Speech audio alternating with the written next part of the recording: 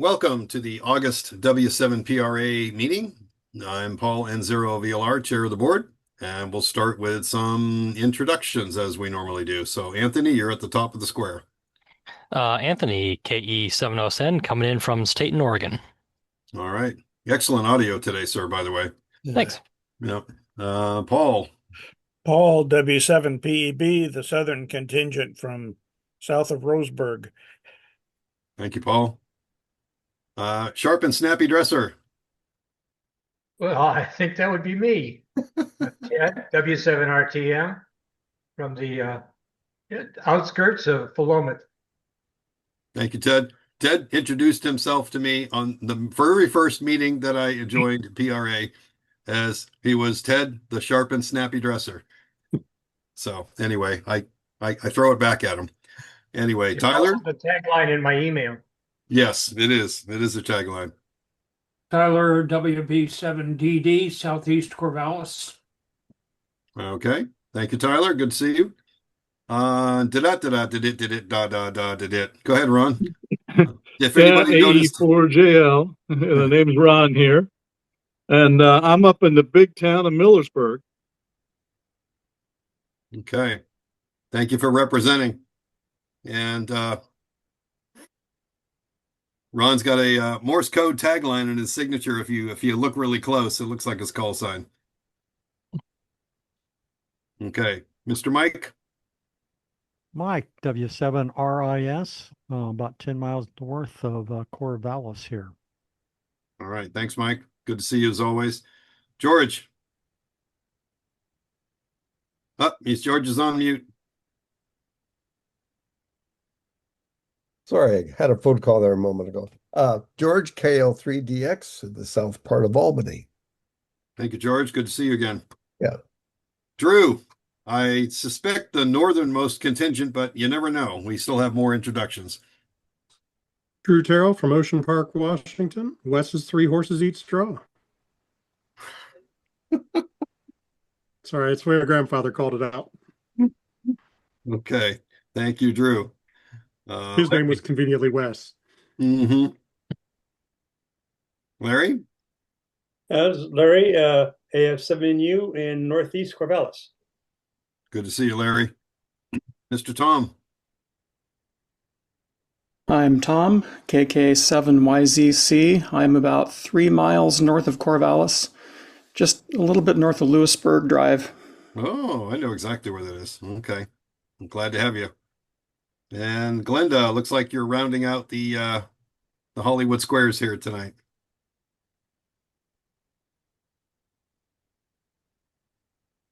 Hello, this is Glenda, KM7BDZ. Good to see you. Good to see you too, Glenda. All right. Okay. So we have two parts to the meeting as usual. We either have a business meeting portion or we have a presentation first. Mike, do you have a preference?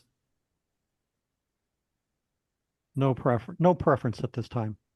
All right. Why don't we go ahead and start with the educational portion, and then we'll get on to the other events of the other reports, and we'll see if Andy can show up. I'm sorry, can make it for the other reports. If everybody could just go on audio mute to respect Mike's presentation, he won't hear any background, and I think it'll go better. Thank you. All right, let's go ahead and start off with the secretary's report. Ted?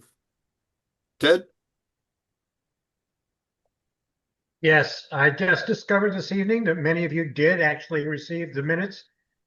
I didn't receive my copy, so I wasn't sure it got sent out. And when I looked at the my sent message, it said it was sent to Connie Law Buckley, and I don't have a clue who that was. So that's why many of you got two of them, because I was doing it again. So I apologize for the spam. I don't know what's going on, why I didn't receive my copy. And and I don't know how to test that without spamming you some more. But if you have, pardon?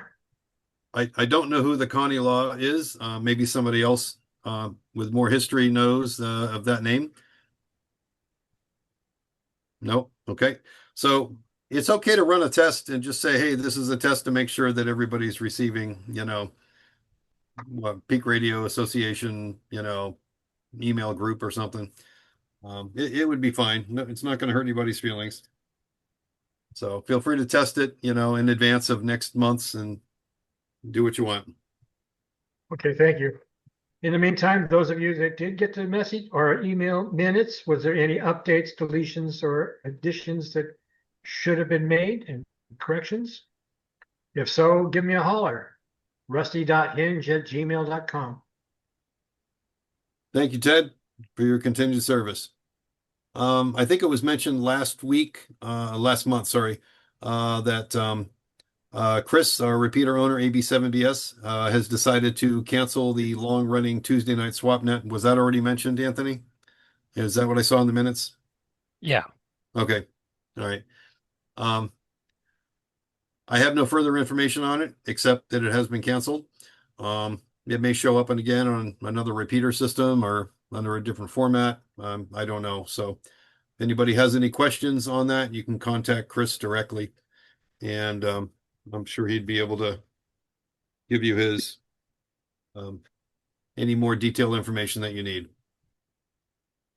Okay. And of course, there's always a repeater port report available for anybody, especially for the new folks. I'm going to go ahead and put it in the chat window. It is a Facebook group. Chris, AB7BS, is our repeater owner, and he has found it, just from a business perspective, very, very handy to just manage communication in that manner. So if you have Facebook, there it is. If you don't, stay tuned and I'll let you know if I hear anything on a monthly basis. But it is updated, with pictures and other things. Tower, there's actually there's actually a tower cam site if you want to see different things about where some of these towers are, and you can actually see some of these images, still images. They're just taking pictures, and you can see the weather patterns and if it's snowing up there and it's July and stuff like that. So kind of fun. I don't have that link handy. I apologize. I did mention it, so it's kind of a tease, but I think it's tower info, something like that. I'll have to get it for next time.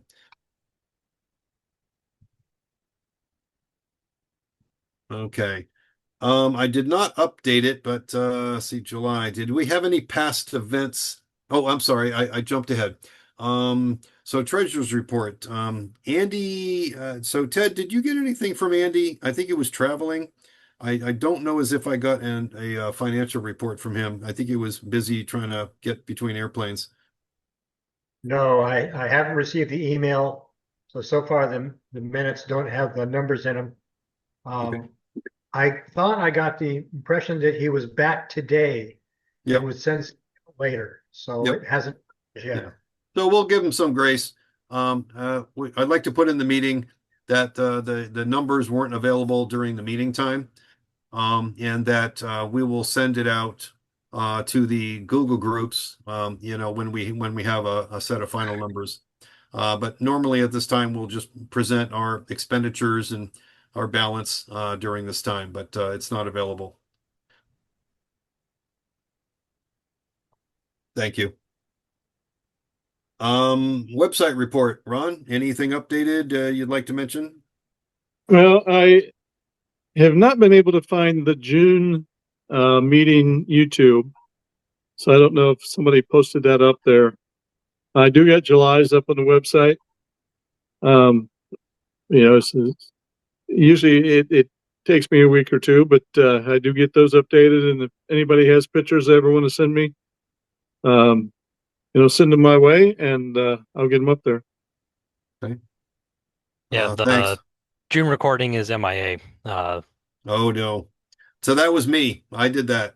Anthony was not around to show me how to click the button. I actually did start the recording and I said send it to the cloud. And I hit stop recording and I figured it was saved somewhere to the cloud. That's all I did. I did not do anything special. If I need to do that differently, I will do that differently again. Ted, did you get sometimes you listen to it again to take notes. Were you able to get a copy of it somewhere? No. Okay. All right. So I'll take the hit for that one, Ron. Okay, I wasn't naming names or pointing fingers. I just put me down for a QA write-up.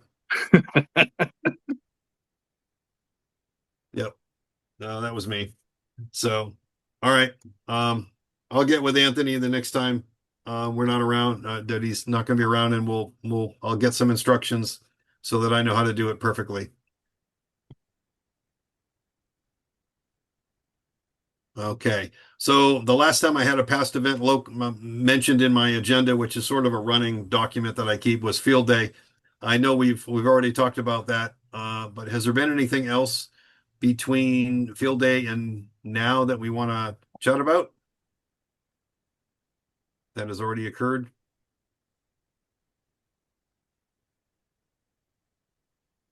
Wow, pretty quiet July. It's been hot enough for not a lot of activity, but anybody doing any radio activity events, any POTA, any going to any interesting ham fests they want to share? I'll share something here.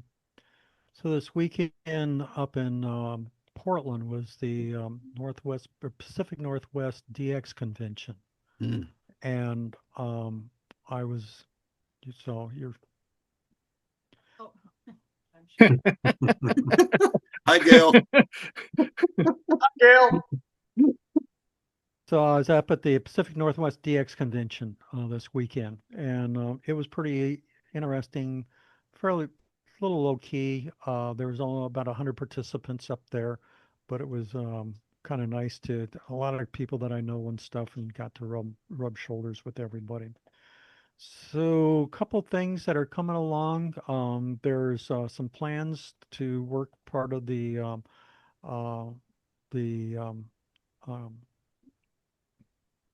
I'm trying to think of the right names for that, but anyway, I'll get to another one. So one of the things that was really interesting is that it's everybody's opinion and the expert's opinion that we're kind of starting on the downside of our solar cycle 25. So all the numbers and everything that they're seeing is they're seeing things starting to decrease. So what it really means for us DXers for the next year, we're going to have pretty good propagation, and then maybe into another year and a half or so, and then it will continue doing its normal decline. No information at this point in time on what the next solar cycle might bring us. I have no idea if I'll be around for that, but it's we're kind of at the back end of things at this point in time. So that's what I had to share on that. Thanks, Mike.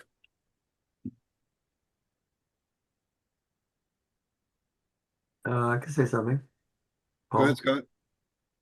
Well, I guess everybody, well, not everybody knows, but most people know here that, I do a lot of stuff with the little town of Alsea out in between Corvallis and Waldport on Highway 34.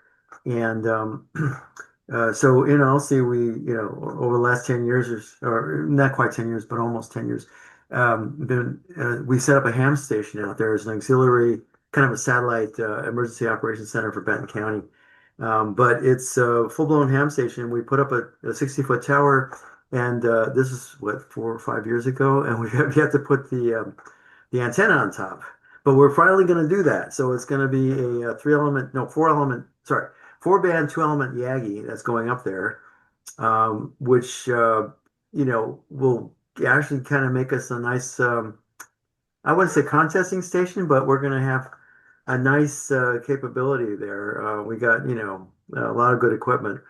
And once that antenna goes up, then we'll really, I think we'll be really able to go to town. So what we'd like to do is actually set up a remote kind of capability there so people can do this over the internet as well.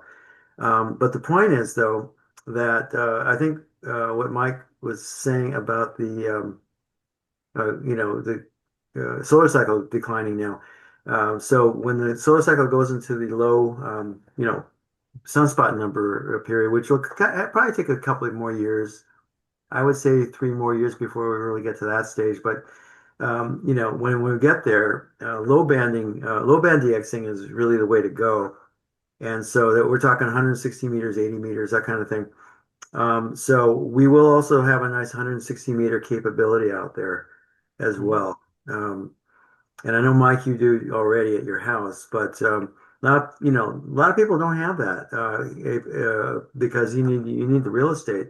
Well, out there we do. We have that real estate, so we can set up a decent dipole at least, or maybe some sort of wire antenna that will work. But 160 meters, as well as a good. I think we can use the tower also for 80 meters if we do it cleverly enough as a vertical. So we'll be heading in that direction, just so you guys know that. But I'm really happy to say that at least we can get this Yagi up, which is a 22 6-meter Yagi, and therefore we can take advantage of the next couple of years of halfway decent propagation on the high bands, and then switch over to low band stuff later, which is a lot of fun actually. If you can make low band DXing work, it's very rewarding. So. And the other upshot is we would make that, even though it's kind of out of the way, it's 25 miles southwest of Corvallis, but we would make that station available for anybody who would want to use it.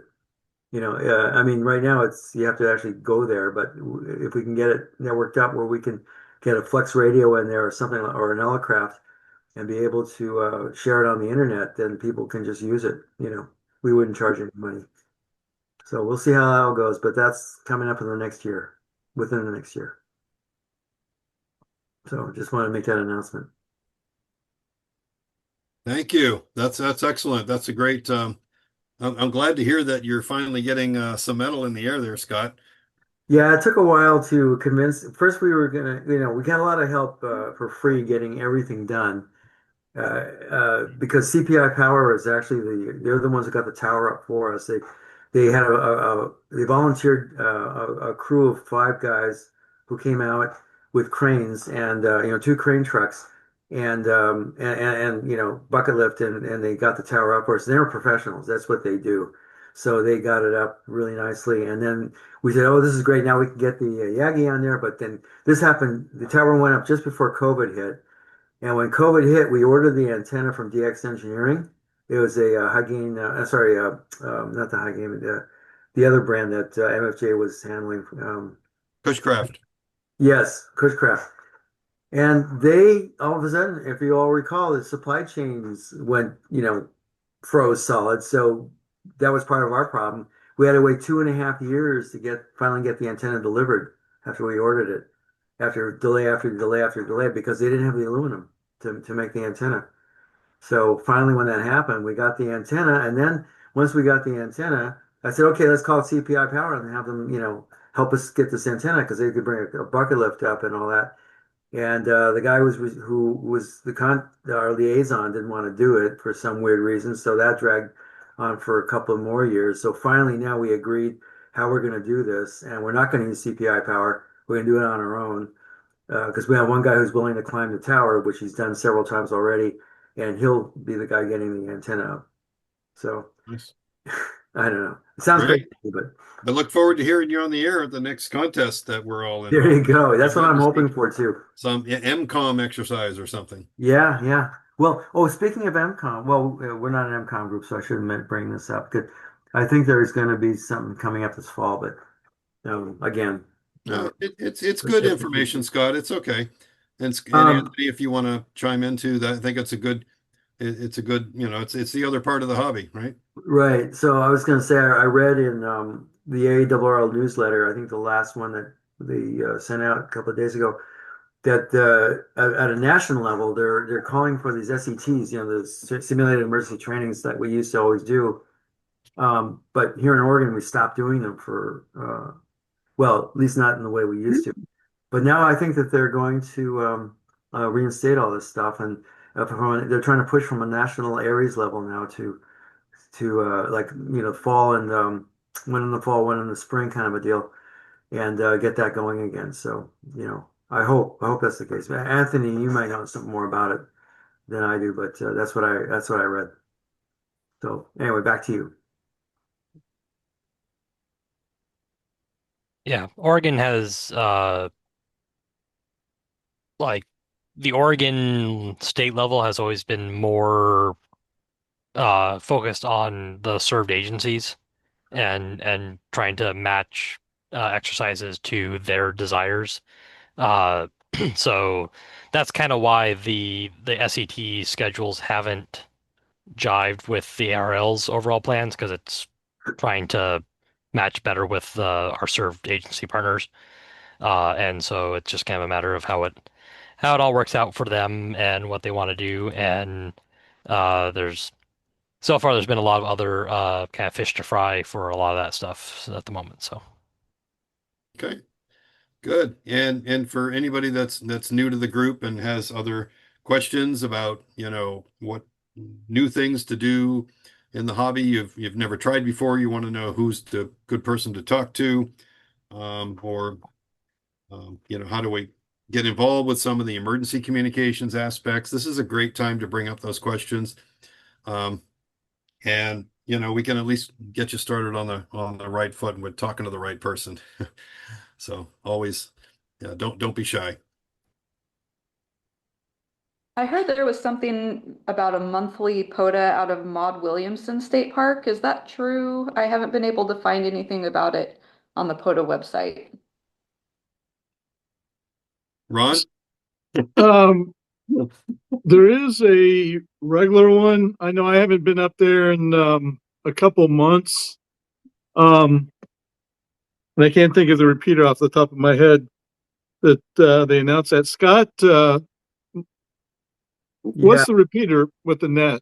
It's a WA7 ABU repeater, or the 529 repeater up on it's up above Silverton.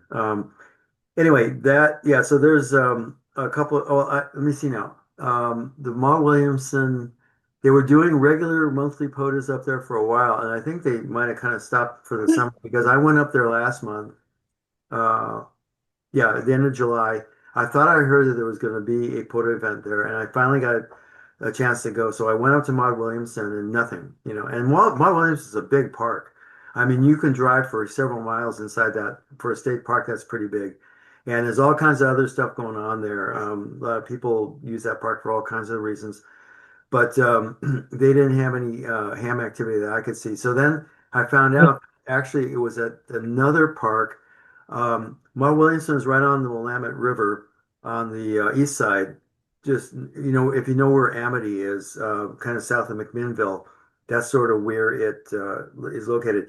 And then if you can take a ferry across the river to the west side of the river, and then there's another state park. I can't remember its name right now, and that's where they have the POTA event.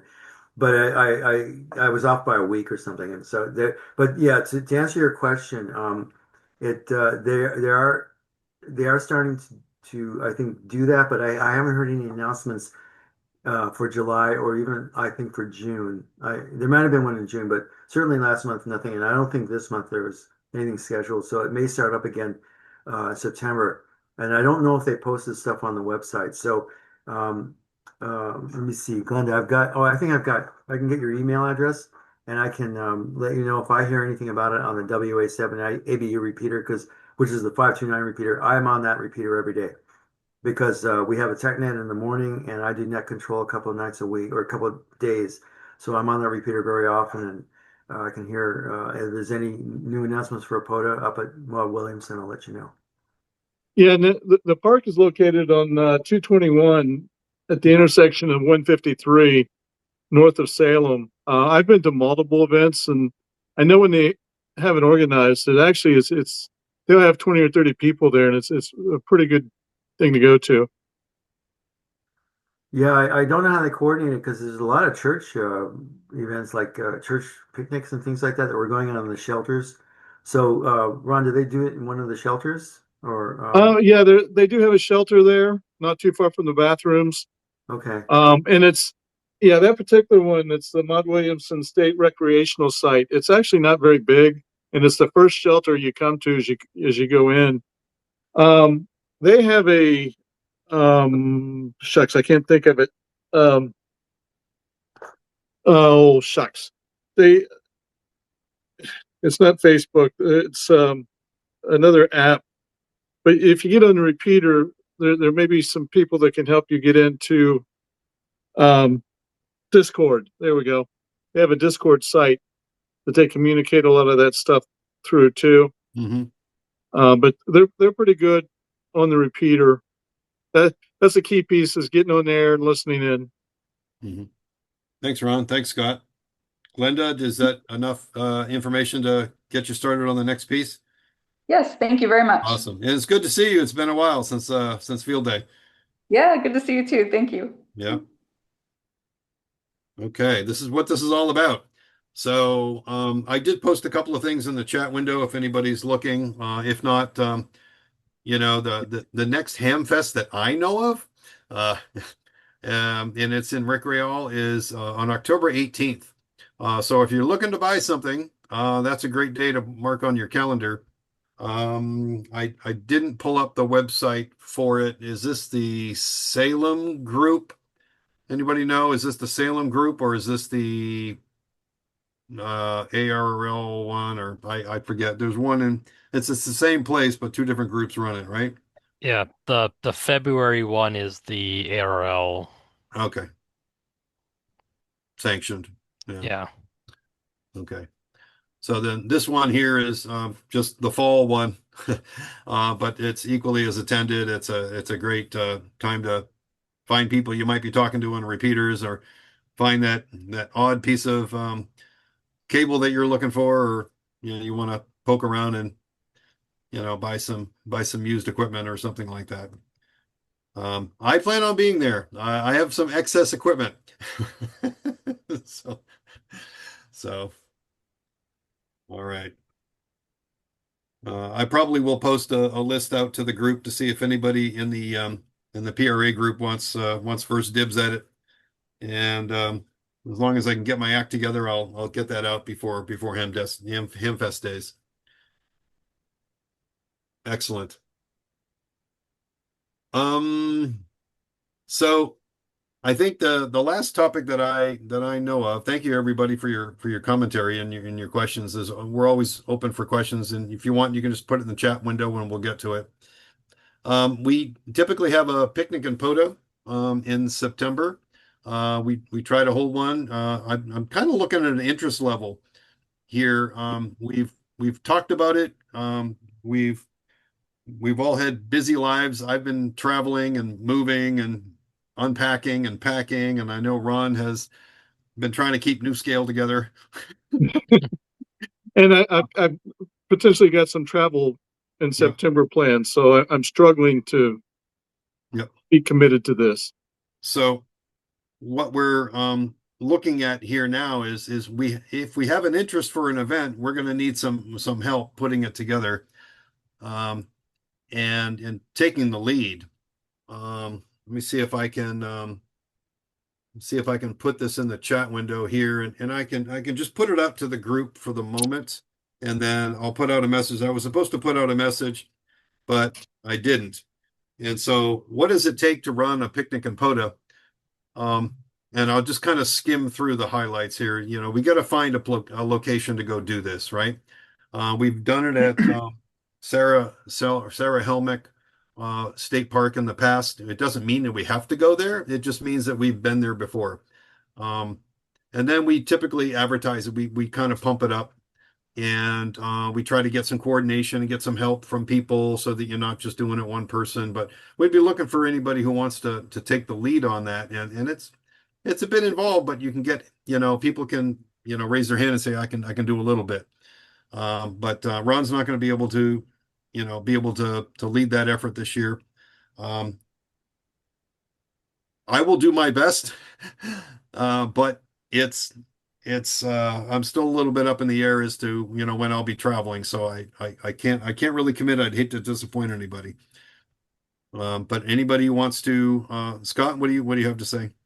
Yeah, I can help out. Excuse me.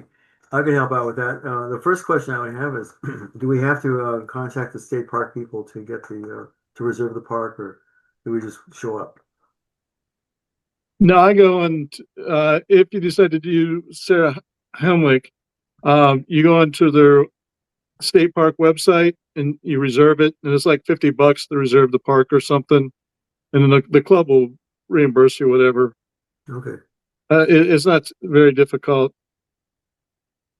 And I know Paul and I, when we were talking about this, we were also looking, are there other options? Now, Sarah Heimlich is a very nice park, great bathrooms. They have power there. But, looking at the diversity of where everybody lives, we were trying to see if there were other options too.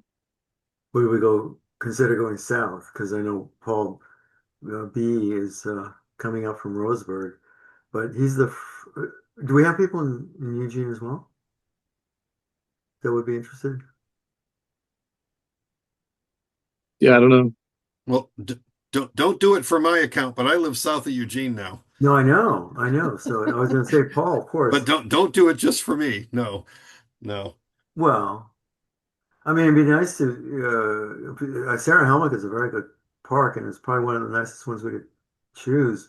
I don't know there's tons of state parks. That's, I think, my point. And you could probably find a different ones further south of Corvallis. So somewhere in between, at least. Yeah, there's only a couple that are POTA, but there's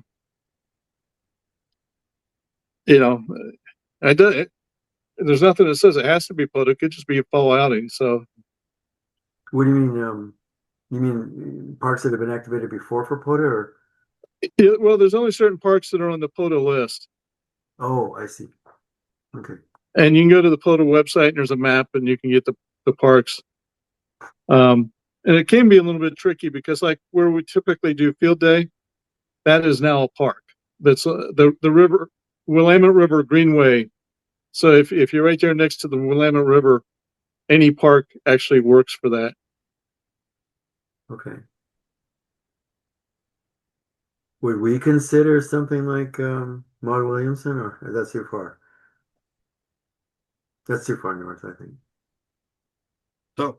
So one of the things that I was going to suggest is a show of hands to see, even just on here, who would be interested in going. And I think we were looking at the end of September. It's just kind of a target time. I mean, how many people would absolutely love to go? And and I'll put it out on the email reflector for others who aren't here to respond. So Tom, looks like you got your hand up, or you just okay. Awesome. Mike. Okay. Yeah. Larry, Scott. Okay. And Glenda. Awesome. So we've got a quorum. And Drew, I don't know. You just fill up the tank, fill up the gas tank, and you can come down, right? Well, my brother-in-law's getting married on the 27th, so I don't know what the timing would be. Yeah. Okay. So there is some interest. Scott, I can work with you on some communication, to make sure that we're getting, at least, does anybody have any interest, because at the end of the day, we need to know how much food to buy, right? And anyway, so I appreciate your, offering to assist, and, we'll kind of just see where it goes from here. I think, if you and I, Scott, can chat on the phone, I don't know, maybe tomorrow. Yeah. We can make a plan of attack and go from there. Thanks, Ron, for the tip on the POTA recognized park. If we really want to get points for it, as opposed to just have a fall outing, right? So, well, it is, and people will seek you out if you announce that you're a POTA station. So that's right. Makes it easier to get QSOs. Yep. Sounds fun.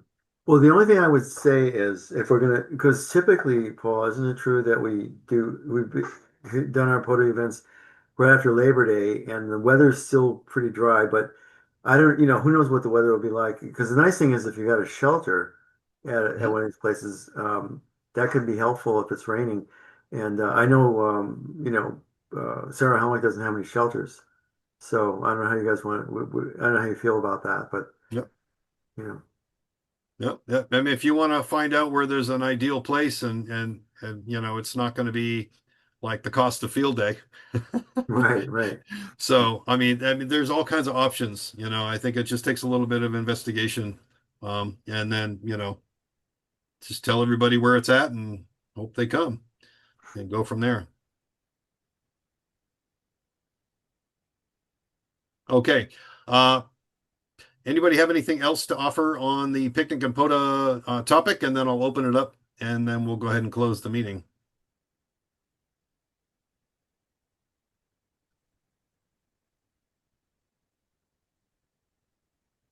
Okay. All right. So any new business or upcoming events or any items of interest or even general questions? Yes, Larry. Just wanted to make an announcement that we formed it as a new radio club in town. It's called the Pacific Crest Council Radio Club. It's being associated with the Boy Scouts. We just formed that. We even have a call sign. We're KM7BXW. So hopefully in the coming months, we'll get things going and we'll be on the air and stuff. And object of this club is to promote radio amongst the Scouts. And we're working on kind of forming a venture crew associated with it. That'll be people interested in radio. So stay tuned for what we're doing and stuff. And there's no cost to join the club. It's open to kind of anybody. Although if you get involved with actual Scouts, then we probably have to have you actually become a member, like a merit badge counselor, because that gives you the background check, and you have to take some youth protection training that we have to have if you want to interact with youth. But other than that, we're open to anyone who'd like to come in and help get things going. So I just put that out there. That's going. We finally got that. I've been trying something I've been wanting to do for years, and I've finally got enough people together to actually pull it off. And so moving Larry, along. what was the call again? Pardon? Larry, what was the call again? It's the call sign? Yes. It's KM7BXW. Is that Papa X-ray whiskey or Echo X-ray whiskey? It's Papa X-ray whiskey. Okay. Bravo X-ray. Bravo X-ray whiskey. BXW, Bravo X-ray whiskey. Okay. Thank you. Awesome. I had definitely wrong letter.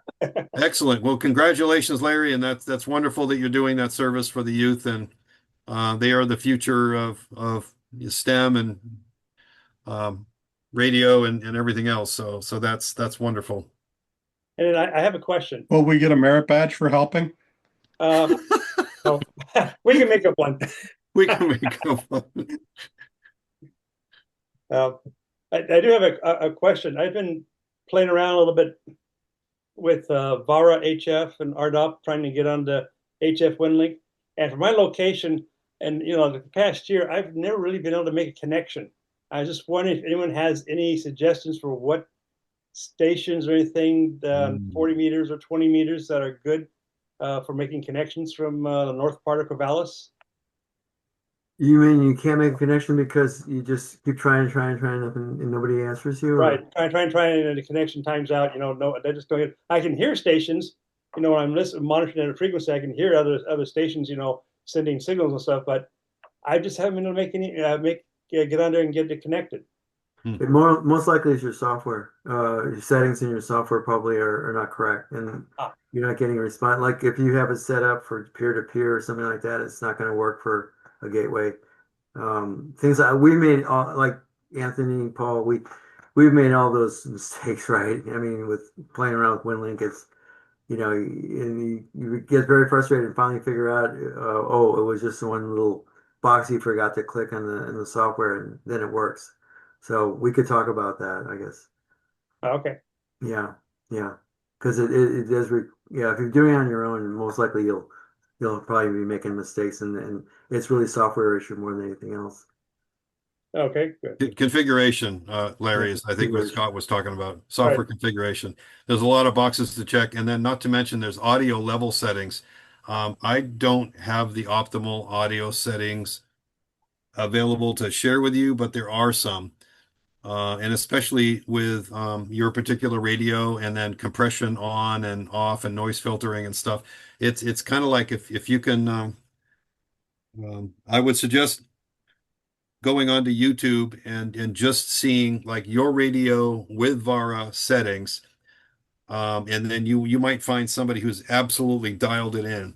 That would be probably the fastest way to get it. The other way is to just try experimenting with some other stations locally. Okay, I'll Yep. look into that. Thanks. Yep. Anthony, do you have anything else to add? Not in particular, no. Okay. That covers it all. All right. All right, great. Any other topics or questions? This is a great time to pick them up. I had a question. I forgot what I was going to ask. Sorry. Yeah, well, Anthony, I wasn't here in the very beginning of the meet when the meeting opened. We are having our class this weekend, our tech class. So just want to throw out there, it's going to be, you know, our typical thing, Friday evening through Sunday, and test is on Sunday. It's all free. If you know anyone who might be interested in getting a tech license, you can let them know. They can go on the Benton County Areas website, bcareas or areas.org, and get all the info there. We've got only, I think last I saw, 4 people signed up for the class, so not very much, but that's what you'd expect for August, right? So anyway, so if you know anyone that might be interested, just direct them to the Benton County Areas website, and they can get all the info there that they need to register. And that's an in-person class, right? Yeah, it's yeah. strictly- Okay. We don't do any online stuff Yep. yet, but that could be in the future. Awesome. Yeah. Yep. Excellent. And if anybody is interested in VEing, we can always use more VEs. Okay. Even with 4 people. Yeah, we might get a couple more between now and then. So, So never know. for anybody who's new to the hobby, a volunteer examiner, VE is a volunteer examiner who grades the tests and hands out and makes sure the check credentials and all that. When you took your test, you probably interacted with one or more VEs. They do a little bit of check and balance with each other.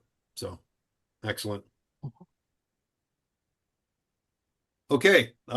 With nothing else, I know Scott and I have an action, and we'll come out with some sort of a communication with what we can find, and hopefully we can find a spot to do this and a time, and then we can get some participation, and we'll you'll hear some more on the email chatter. All right, we'll go ahead and close the meeting. Mike, thanks again for a wonderful topic on not feeding the bears. I mean, simplex repeaters. Yeah. And everybody's good, good questions on all the different topics.